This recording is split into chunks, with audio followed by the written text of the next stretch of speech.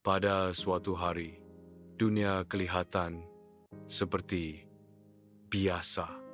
Manusia bekerja, berdagang, ketawa, menangis. Semuanya berjalan seperti hari-hari sebelumnya.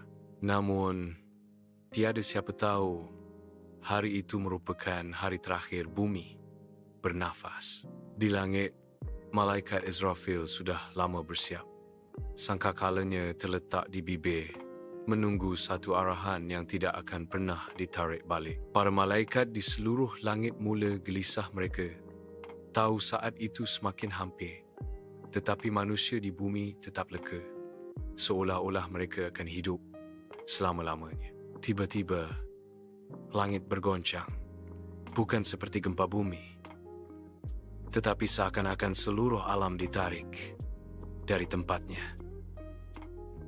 Awan berlari, burung terbang lintang pukang. Manusia terhenti dari segala urusan, mendongak tanpa faham apa yang berlaku. Kemudian, terdengar tiupan pertama. Ia bukan bunyi biasa, bukan seolah trompet, bukan guruh, bukan badai. Ia adalah bunyi yang menusuk ke setiap jiwa, sehingga manusia lupa siapa mereka, lupa apa yang mereka miliki, lupa segala urusan dunia. Gunung-gunung mula hancur, bagaikan pasir ditiup angin. Laut melimpah keluar dari lembahnya. Binatang liar berlari tanpa arah. Ibu meninggalkan anak.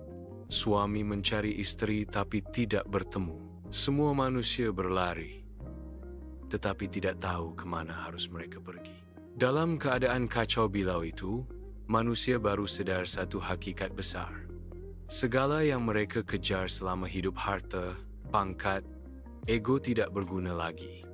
Ada yang menjerit memohon ampun, ada yang menangis menyesal, ada yang cuba bersujud. Tapi bumi sendiri seakan-akan menolak mereka. Namun penyesalan ketika itu tiada lagi nilai. Dan ketika segalanya runtuh, dunia menjadi gelap, senyap, tiada lagi suara makhluk hidup. Itulah saatnya kehidupan dunia berakhir. Pengajaran dan iktibar hari kiamat pasti tiba. Walaupun kita leka dengan urusan dunia, banyak perkara yang kita kejar hari ini tidak akan membantu kita di akhirat kelak. Bersiaplah sebelum tiba hari di mana pintu taubat ditutup selama-lamanya.